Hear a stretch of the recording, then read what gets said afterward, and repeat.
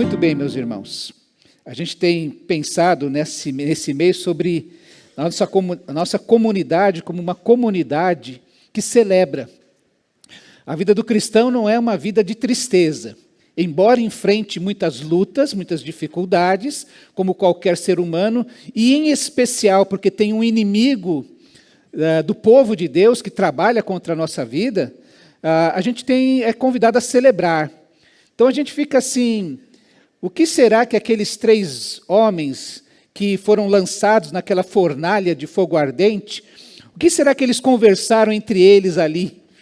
E o que será que eles falaram para aquele ser, como um filho de Deus, que caminhou com eles no meio do fogo, naquele instante?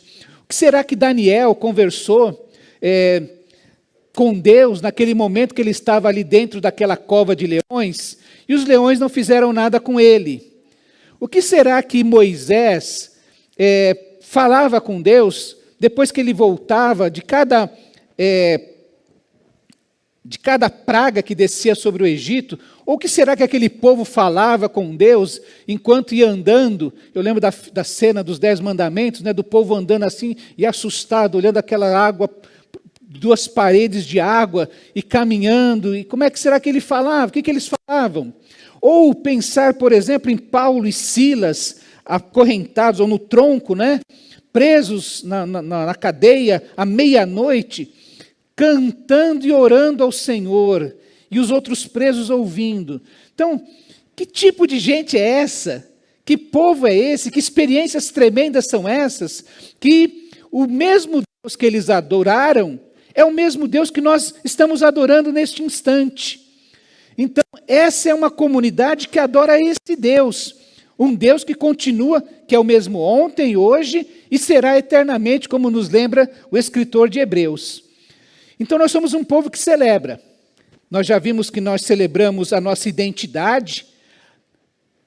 Eu não sou um brasileiro, eu não sou um paulistano, eu não me identifico como neto de nordestino, ou filho de nordestino, melhor dizendo. Eu agora tenho uma nova identidade, eu sou filho de Deus, e é a partir daí que eu consigo enxergar o mundo e viver no mundo, como filho ou uma filha amada de Deus. Isso é uma nova identidade, e nós nos reunimos para celebrar isso. Isso está para além, muito além de qualquer outra característica que possa nos identificar. Nós também celebramos a nossa unidade, essa responsabilidade que temos de andar uns com os outros. Pagaremos o preço de sermos um só coração no Senhor. Que a nossa comunidade, eu quero trabalhar, eu tenho esse compromisso de trabalhar para que a IBPARC seja conhecida como aquele povo lá de Atos foi conhecido, uma só mente e um só coração. Esse é um desafio. E você sabe que se esse é um desafio, se esse é o caminho que nós temos diante do nosso Senhor, o inimigo vai trabalhar diametralmente oposto a esse propósito. Nós celebramos a nossa unidade, essa capacidade de caminharmos juntos. Só um milagre para fazer pessoas tão diferentes, tão diversas, caminharem juntos. Os irmãos se lembram daquela cantata Faz-nos Um, aquela música tão bonita das crianças, um arco-íris colorido, um lindo buquê, branco, preto e amarelo, cada um especial com seu jeitão, não é? E a gente está falando de nós mesmos aqui. Tem gente que é carinhosa, tem gente que é sisuda, não é? Tem gente que me chama de gatão, não é? Tem gente que vai embora sem cumprimentar o pastor. E assim, cada um tem o seu jeito, a sua maneira de ser. Mas Deus nos une, Deus faz um milagre de nos unir como uma comunidade só.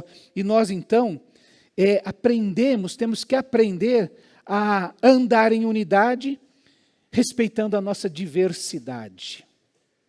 A diversidade, uns mais altos, uns mais baixos, um mais gordo, um mais branco, um mais fino, né?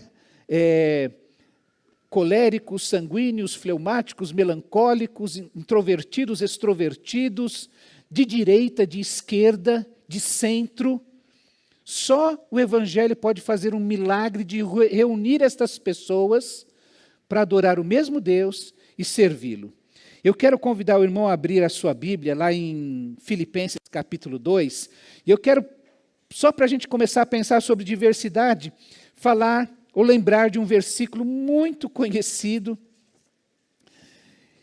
que nem é o mais famoso da carta aos Filipenses, capítulo 4, verso 2 e 3, que tem a ver com diversidade, que tem a ver com esse desafio que nós temos de caminhar juntos,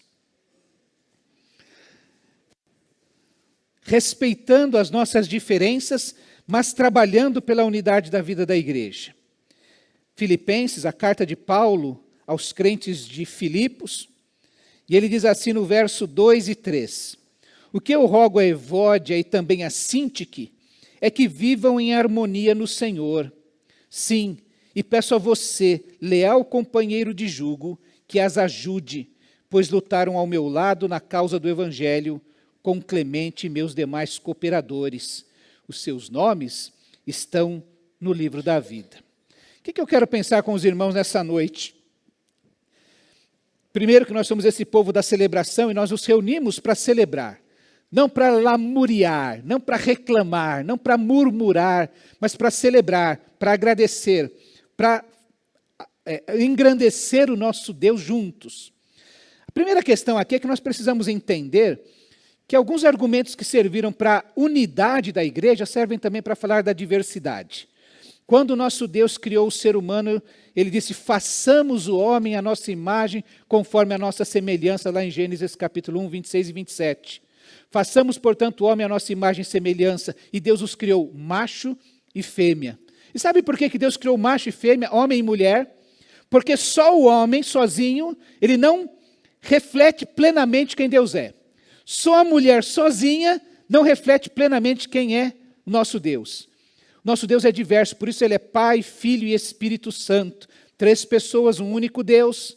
E assim o ser humano também não consegue somente a masculinidade ou somente a feminilidade expressar quem é o nosso Deus. Mas quando nós encontramos 2 seres humanos, um homem e uma mulher, seres diversos, contraditórios por vezes, se unindo e conseguindo viver em unidade, em união, nós conseguimos enxergar melhor quem é o nosso Deus, com as características da masculinidade e da feminilidade. O nosso Deus é um Deus que é diverso, mas um. Nele existe a diversidade e a unidade. A triunidade de Deus, o Pai, o Filho e o Espírito Santo, a própria igreja, como expressão do nosso Deus, existe sempre uma tendência nossa de querer fazer uma uniformidade na vida da igreja. Todo mundo tinha que ser igualzinho, parece uma fábrica de tijolos. Todo mundo pensa igual, todo mundo sente igual, todo mundo tem que ser como eu penso, como eu quero. Isso não existe. Por isso que a Bíblia fala da igreja usando diversas metáforas, e todas elas, guarde isso, meu irmão, todas as metáforas da Bíblia são metáforas que falam de uma unidade composta. Então, quando você fala sobre família, uma família tem muitos membros. E Paulo vai falar lá em Efésios que, olha, agora a família de Deus, ela abarca tanto os judeus como os gentios. Não tem mais forasteiro. Não tem mais ninguém que não faz parte do povo de Deus. É uma família só. A gente se olha da mesma maneira. Tá? Ela fala sobre um edifício, um templo, diversas pedras. Cada um de nós é uma pedra. Você já viu aquelas... Tem que ter uma arte, tem que ter um talento, um dom para fazer aquelas paredes que vão ajustando as pedras, e elas vão se encaixando todas de formas diferentes. Uma de tamanho, uma mais fina, uma mais grossa, uma de tamanho maior. É assim que Paulo está pensando, e era assim que eram construídas as construções daquele tempo, os templos antigos. Você olha hoje, pega uma foto lá daquele muro das lamentações que há em Jerusalém, que foi uma parte do templo, você vai encontrar pedras maiores, pedras menores, todas encaixadas, que formavam aquele edifício. A igreja é um edifício assim, pedras diferentes, de tamanhos diferentes, de formas diferentes, mas que formam o ambiente da habitação de Deus, o ambiente da graça de Deus. Quando o Paulo fala sobre a lavoura, diversas plantas, ou como o corpo, o nosso corpo, todo diferente, vários membros. Você olha de fora e vê, tem orelha, tem nariz, tem olho, tem cabelo, tem mãos, tem pernas, são diferentes. E quando Pedro fala que nós somos o povo, uma nação, saia andando pelo Brasil. Eu tenho acompanhado uns estrangeiros fazendo o percurso contrário de alguns brasileiros. Alguns brasileiros sonhando, pedindo pelo amor de Deus para ir embora do Brasil, né? Buscar, achar sua cidadania do avô português, italiano, espanhol, africano, sei lá, querendo fugir do Brasil, e tem alguns estrangeiros vindo para o Brasil. E eles ficam assim impressionados. Eles acham, meu coração já, o Brasil, os brasileiros já ganharam meu coração. Lembro de uma moça falando sobre isso. A nossa nação tão diversa, tão diferente.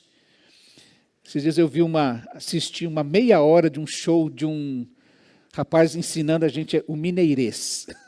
E aí ele começa a mostrar como é que o mineiro fala. Ele falou sobre 98 coisas, se não me falha a memória, que só encontra em Minas Gerais.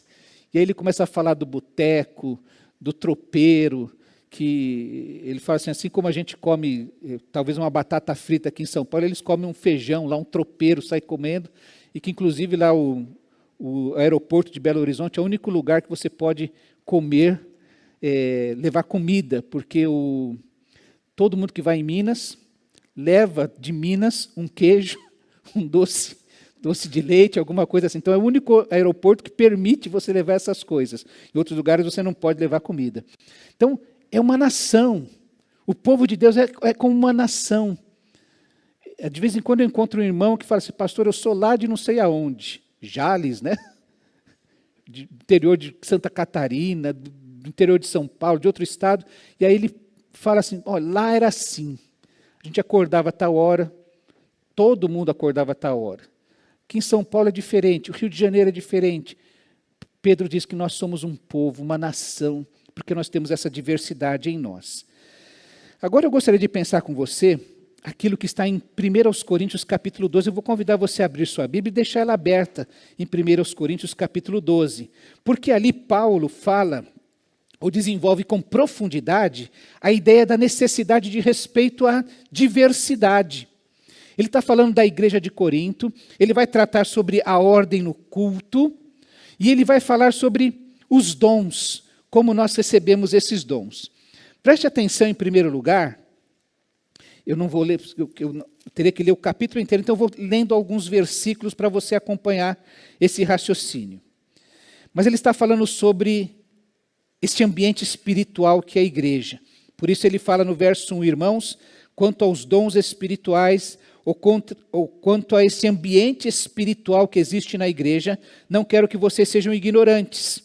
Vocês sabem que quando eram pagãos de uma forma ou de outra, eram fortemente atraídos e levados para os ídolos mudos.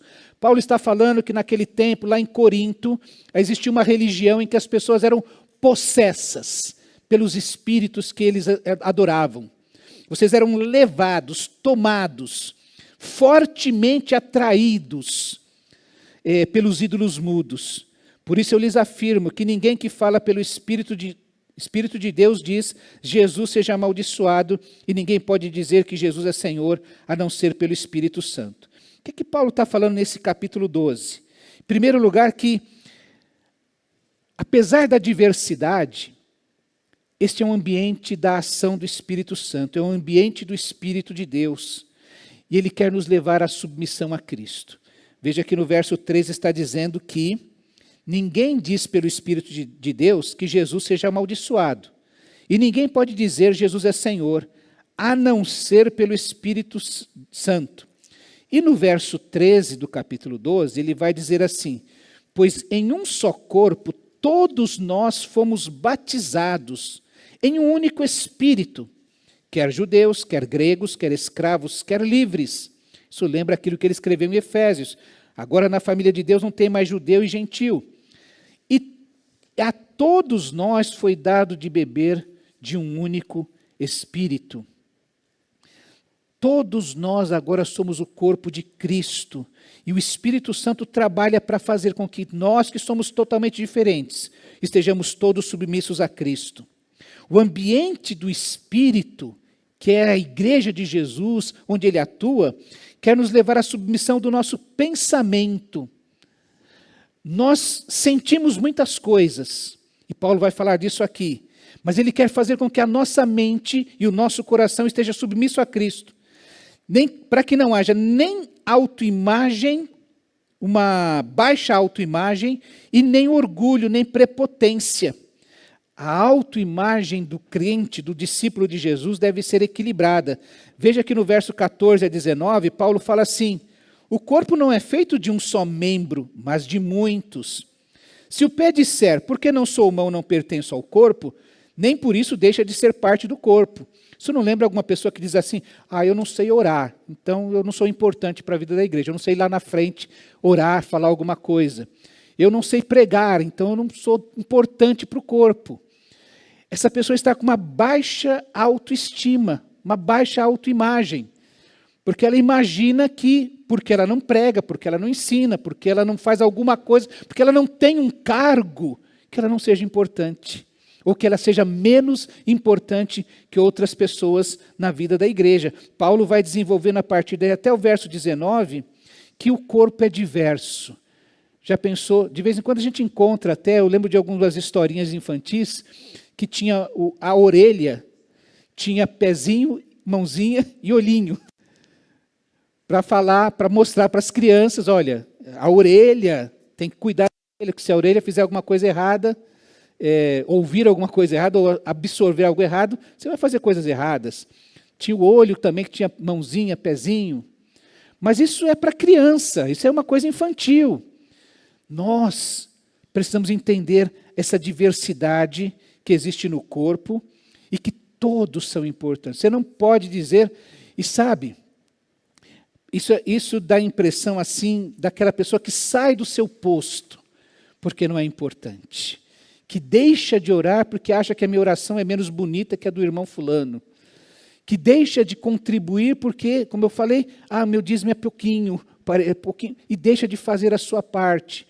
Eu não vou tocar, eu não vou cantar, eu não vou orar, eu não vou fazer alguma coisa, então não vou fazer falta no culto. Eu posso faltar no encontro da minha igreja, no encontro das mulheres, dos homens, na escola da caminhada, seja onde for, eu posso faltar porque eu não sou importante. Paulo está dizendo que nós precisamos rechaçar esse tipo de raciocínio, que fala de uma baixa autoestima.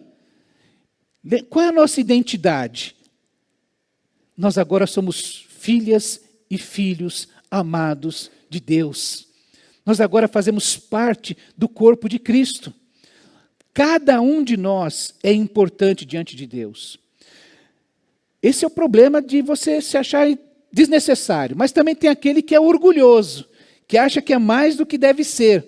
O verso 21 em diante, ele diz assim: o olho também não pode dizer à mão, não preciso de você, nem a cabeça pode dizer ao pé, não preciso de vocês. Ao contrário, os membros do corpo que parecem mais fracos são indispensáveis.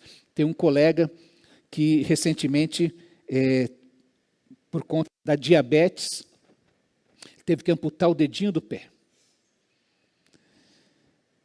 E faz falta. E ele não ficou nem um pouco satisfeito, e ninguém fica satisfeito. Mas é só o dedinho, pastor, ninguém nem vai ver. Não tem problema. Paulo está falando de algumas pessoas que, por vezes, acham que aquela pessoa mais humilde não é necessária na vida da igreja. Aquela pessoa que não sabe orar, que tem vergonha de orar, que não tem desenvoltura para ir para frente, falar, que não tem aquela liderança, que ela seja desnecessária. Ou que só valoriza isso na vida das pessoas. E às vezes a gente torna utilitária a nossa relação com a vida da igreja e na vida das pessoas. Fulano só é importante na igreja enquanto ele puder dar algo à igreja, enquanto ele puder liderar, enquanto ele puder fazer algo. E Paulo está falando assim, ninguém pode achar que o outro é desnecessário. O pé, ou como ele diz, o olho não pode dizer à mão, não preciso de você. que você seja dispensável por algum motivo. Fulano serve até o dia que fica doente. Ficou doente, agora não pode mais servir, não pode mais atuar, ele pode ser dispensado. Não é correto que a nossa mente seja dominada nem por essa baixa autoestima, muito menos pelo orgulho. Se há algo que desmerece tudo que nós fazemos, é o orgulho. Lembrem-se que Jesus é um exemplo de humildade e que o pecado que tomou conta do coração do nosso inimigo foi exatamente este orgulho de querer sentar-se no lugar de Deus e receber a adoração que era dada a Deus. Talvez em algum momento ele falou assim, nossa, como eu sou bonito, né? A Bíblia, alguns estudiosos falam de Lúcifer, esse anjo de luz, como sendo muito belo, e que ele talvez tivesse se convencido de que a sua beleza merecia ser adorada. A nossa mente precisa entender quem nós somos. E lembra, agora eu quero que você lembre, vou ler aqui, aquilo que Paulo fala, escrevendo aos Filipenses, capítulo 2, verso 1 a 5, ele diz assim, portanto, Filipenses 2, de 1 a 5, eu vou ler para os irmãos. Portanto, se há algum encorajamento em Cristo, se há algum consolo de amor, se há alguma comunhão do Espírito, se há alguma afeição e compaixão, completem a minha alegria. Lembra que Paulo está escrevendo lá da cadeia, para os crentes de Filipos, e ele está falando, olha, se houver tudo isso, completem a minha alegria. Porque Paulo estava preso, mas estava alegre, mesmo na prisão. E ele esperava que aqueles crentes que estavam soltos, que estavam livres, pudessem completar a sua alegria. Ó, eu estou preso aqui, estou servindo a Deus, eu sei por que eu estou aqui, mas eu vou ficar plenamente alegre, feliz, se vocês aí estiverem fazendo o que devem fazer. Não ficarem dependentes de mim. Não é? Os irmãos sabem que amanhã cedo, quando você acordar para ir para o seu trabalho, não vai ter pastor para olhar para você. Saber se você está fazendo certo ou errado. Não é? Não vou estar lá sábado às 9, das 9 às 10 do lado do Ricardo para saber que tipo de conversa ele está tendo com os colegas de trabalho dele. Você está por sua conta e risco. E se você quer completar a minha alegria, hoje a pergunta da escola dominical era essa, né? Como é que você pode fazer o ministério pastoral ser mais alegre? Espero que você, lá onde você estiver, você complete a minha alegria. Assim como Paulo falava para aqueles crentes. Eu estou na cadeia, mas eu estou alegre. Ele vai depois, no final, dizer assim, eu já aprendi a estar satisfeito, contente em toda e qualquer circunstância. Sei estar farto e sei passar necessidade. Eu posso todas as coisas naquele que me fortalece. Ele está falando isso. E aqui ele está falando, olha, completem a minha alegria. Aí onde vocês estão. O que ele vai dizer então? Como é que vocês vão completar a minha alegria? Tendo o mesmo modo de pensar. Não é de sentir por vezes, mas é o mesmo modo de pensar. O mesmo amor, um só espírito e uma só mente. Nada façam por ambição egoísta ou por vaidade, mas humildemente considerem os outros superiores a vocês mesmos, cuidando. Como é que a gente faz isso? Como é que a gente considera o outro superior a nós mesmos? Pastor, o senhor não acabou de falar que a gente tem que ter uma autoimagem equilibrada? Que a gente não deve nem ter baixa autoestima, nem ser orgulhoso? Como é que a gente pode considerar os outros superiores a nós mesmos? Cuidando, cada um, não somente dos próprios interesses, mas também dos interesses dos outros.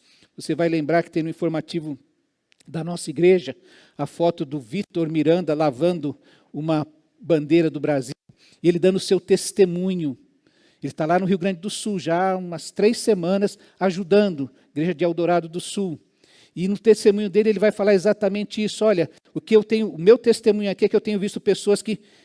Ele fala de... Não existe uma tragédia no Rio Grande do Sul. Existem milhares de tragédias pessoais e familiares. Mas ele tem encontrado pessoas que têm deixado a sua tragédia pessoal de lado para ajudar a gente que está numa tragédia pior que a deles.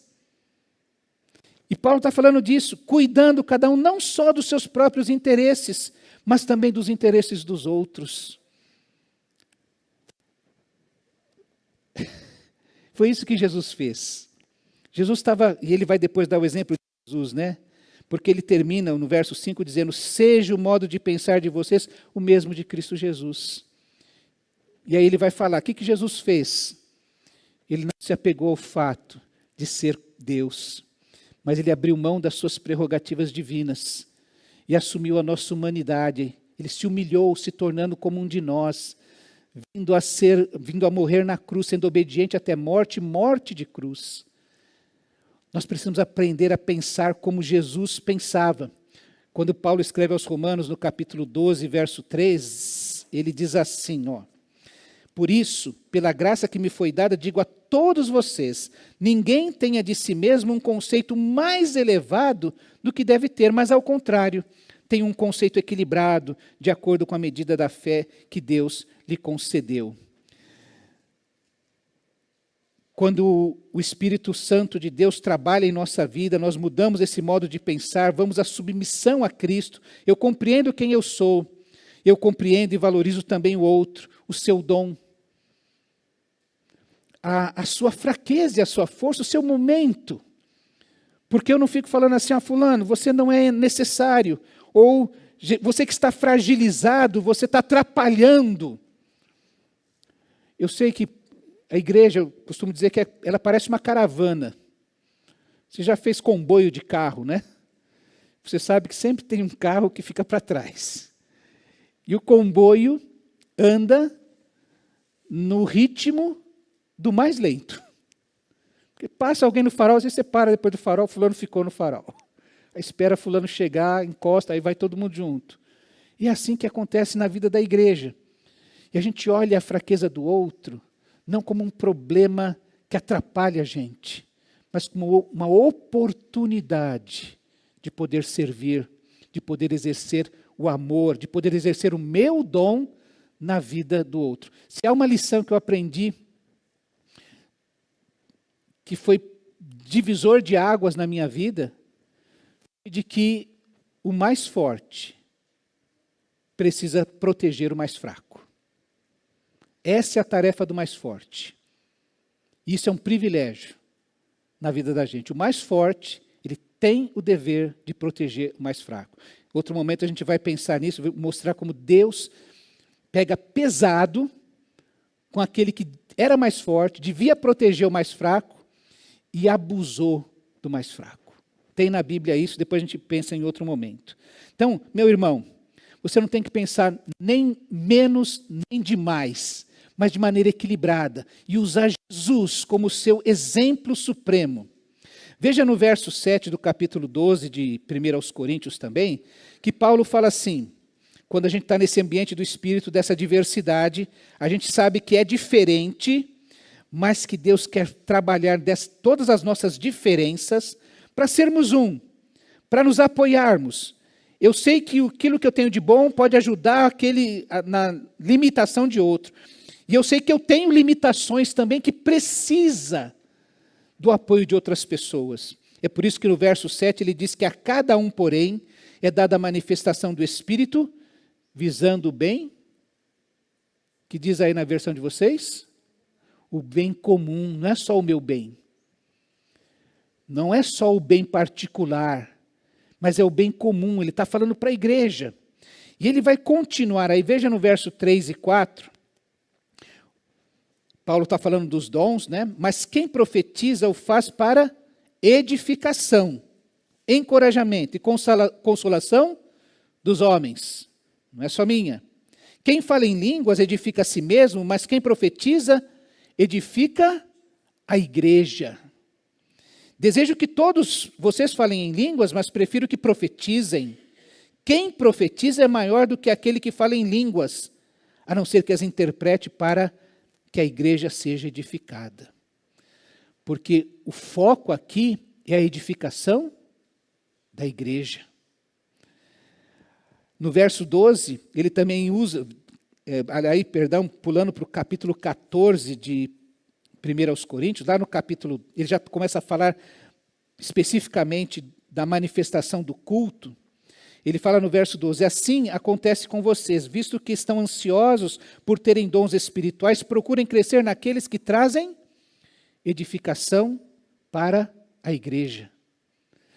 Eu sei que a gente corre atrás de dons que deem mais likes, que exponham você à frente da igreja, que tornem você famoso.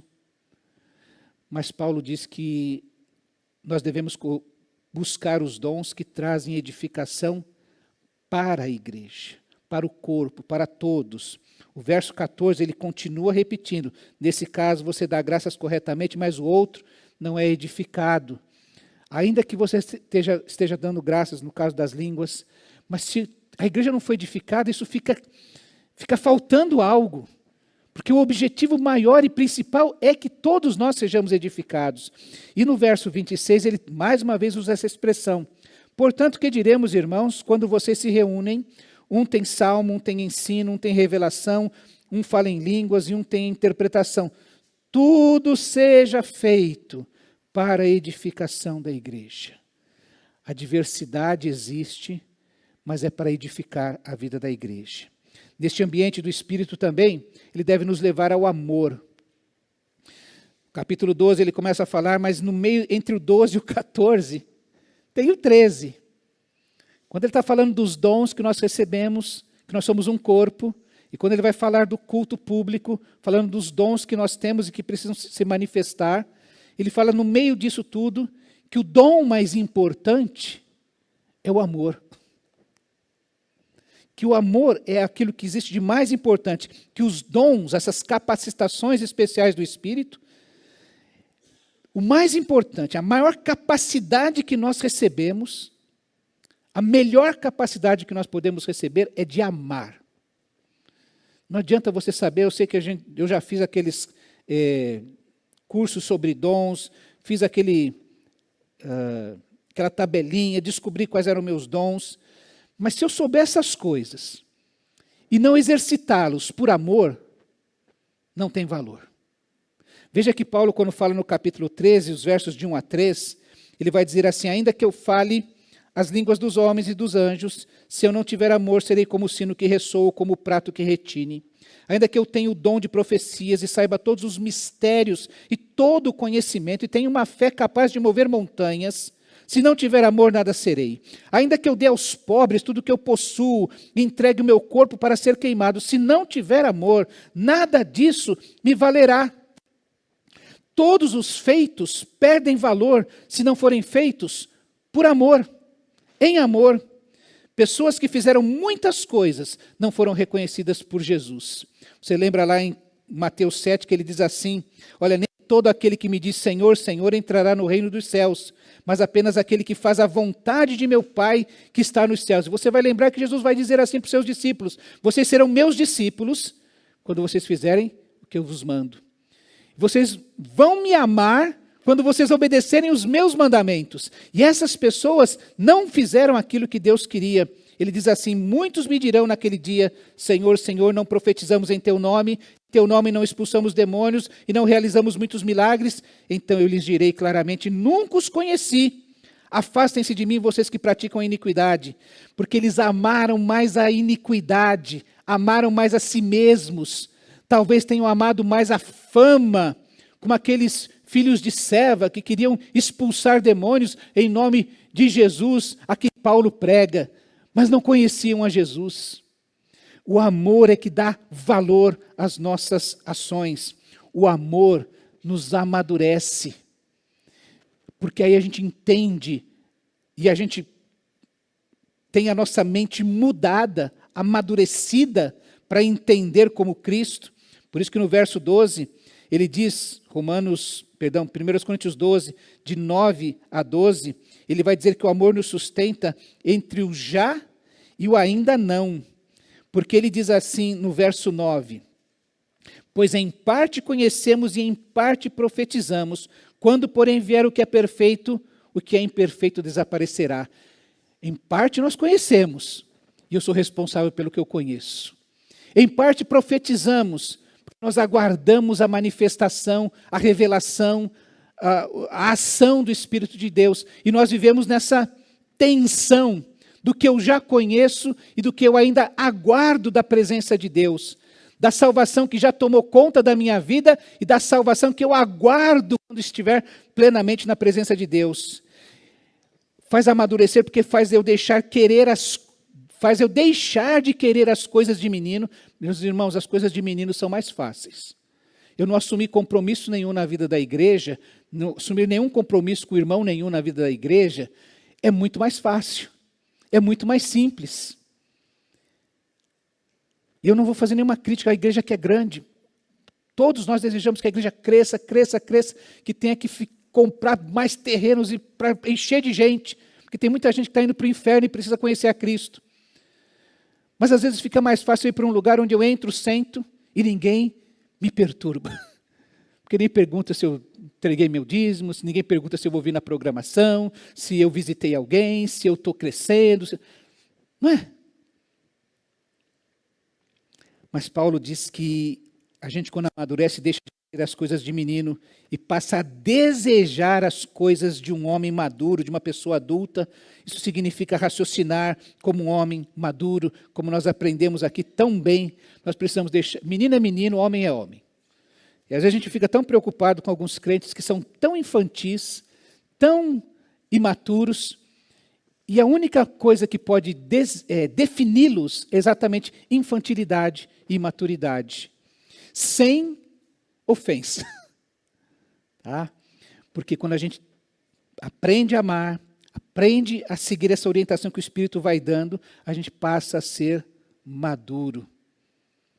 Agora, eu era menino, então eu pegava todo o dinheiro que eu recebia. Eu tive o privilégio, meu pai nunca, raríssimas vezes precisou que a gente ajudasse em casa financeiramente. Então eu tinha o privilégio de gastar com o que eu queria. Colocar detalhes no Fusquinha que a gente tinha, passear para onde queria, nem pagava água, nem luz, nem nada, pela graça de Deus.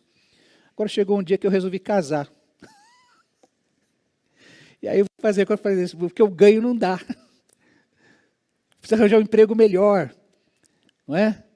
E depois que vamos casar, e aí tem coisa para comprar, tem aluguel para pagar, aí começa você a falar assim, eu não posso mais pensar como menino, não é? Casamos, e um dos medos que eu tinha era ter filho. Porque eu vou ter uma criança para cuidar. E se eu fico desempregado? Como é que eu vou fazer? E me parece que isso é um raciocínio que bate na cabeça de todo pai, né? E bateu na minha também. Vou ter que se virar, porque enquanto a gente não tem filho, a gente come pão e banana. Mas com criança não dá mais para ser assim. Paulo está falando que na vida espiritual também acontece a mesma coisa. Por isso que ele fala em Coríntios, pelo tempo que vocês conhecem a Cristo, vocês já deviam ser adultos. Mas vocês estão tomando leitinho, estão tomando mamadeira.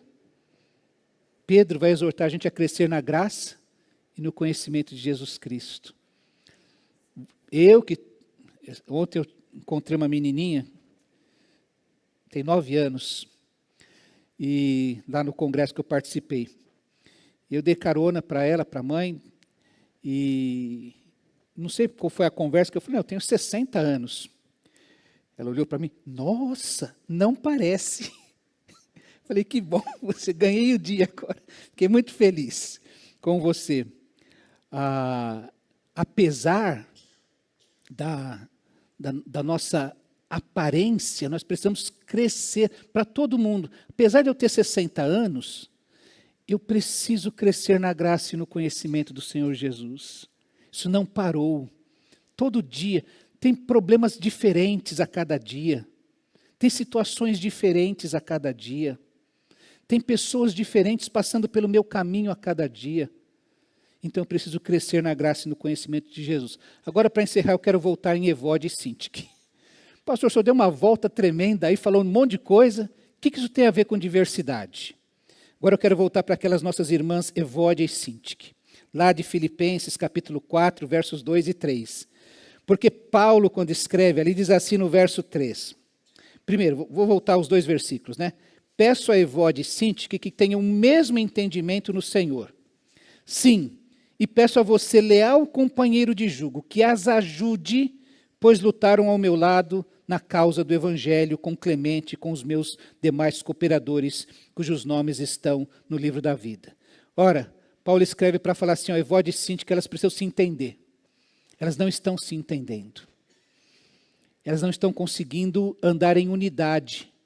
Até porque Evódia é uma pessoa e Síntique é outra. Elas são pessoas diferentes, pessoas diversas. Mas elas não estão conseguindo andar em unidade. Elas estão dando mais ênfase na diferença que elas têm do que naquilo que as une. Elas eram pessoas especiais. Elas precisavam se entender no Senhor. Meus irmãos, tem coisas, tem restaurações, tem pacificações na vida da igreja que só vão acontecer no Senhor. Se as pessoas olharem para Jesus. Tem casais que só se reconciliarão quando os dois olharem para Jesus. Não é só entendimento.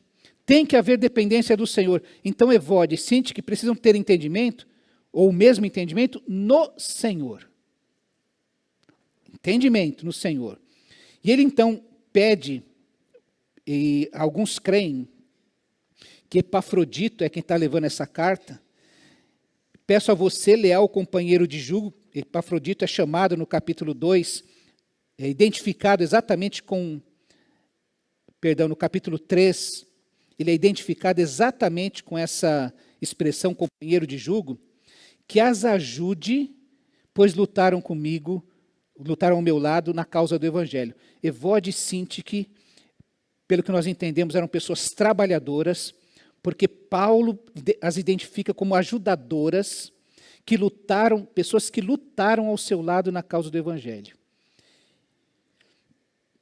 O que fez com que essas pessoas, com essas duas mulheres, se desentendessem? A ponto de Paulo escrever lá da cadeia, falar, olha, eu peço a Evódia e Síntique que sintam o mesmo no Senhor. Pode ser que elas tenham tido orgulho. Lembra que no capítulo 2 de Filipenses, essa mesma carta onde Paulo cita as duas, ele diz no verso 3, nada façam por ambição egoísta ou por vaidade. Talvez elas tenham tido vaidade, não é? Trabalhadoras. Paulo, às vezes, quando Paulo teve que falar assim, eu vou descrever meu ministério para os crentes de Corinto, ele falou assim, olha, eu vou sair um pouquinho aqui da razão, mas vocês estão me obrigando a fazer isso. Eu quero dizer que eu trabalhei mais do que todos. Em naufrágios, em perseguições, em cadeias, em fome, nudez. E ele descreve o seu ministério. Mas ele fala, eu estou fazendo isso porque eu estou sendo obrigado. E talvez a gente, às vezes, por vezes, se orgulhe do que faz. E é por isso que a gente precisa olhar para Jesus. Porque talvez eu tenha alguma coisa na minha vida, algum aspecto que eu seja melhor que você. Eu não posso me orgulhar disso. Não posso chegar e falar assim, olha, você não é olho, então você não faz parte do corpo. Talvez Evódia e Síntique tenham passado por algum momento desse sentido. Eu devia ser mais elogiado do que Síntique, ou o contrário. Paulo fala lá, ninguém faça nada por vaidade, por orgulho, ou por competitividade. Essa ambição egoísta, que Paulo cita no capítulo 2. Talvez Evódia e Síntique tenham discutido, brigado, porque quem deixou você fazer isso no meu ministério? Só podia abrir aquela porta lá, daquele armário, com a minha autorização. Quem deixou você mexer naquilo? Que aqui quem manda sou eu. Uma competição egoísta, que não visa o bem da igreja. Ou, inclusive, por baixa autoestima. Alguém que chegou à conclusão assim, nossa, eu fiz tanto, trabalhei tanto com Paulo, com Clemente, fui tão cooperador, mas eu acho que não valeu. Paulo é que é bom, Paulo é que é o evangelista, Clemente, Epafrodito que foi, cumpriu. Talvez Evódia e Síntique que possam ter vivido exatamente esses pecados que atrapalham tanto o respeito à diversidade, quanto o trabalho pela unidade, o orgulho, a competitividade e a baixa autoestima que não se enxerga dentro do padrão de Deus. Paulo, quando escreve aos Coríntios, diz que existem pessoas naturais, carnais e espirituais. Os crentes de Corinto, como você e eu, hoje, somos chamados de pessoas espirituais porque tivemos uma experiência com Jesus Cristo, com o Cristo vivo, com o Espírito Santo de Deus que habita em nós, e que por causa disso nós recebemos a mente de Cristo, a capacidade de raciocinar como Cristo.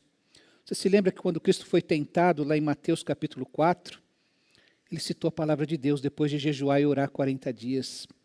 Você vai se lembrar que Jesus orava muito, e a ponto dos seus discípulos, lá em Lucas, pedir assim: Senhor, ensina-nos a orar também. O que eu quero falar para você então?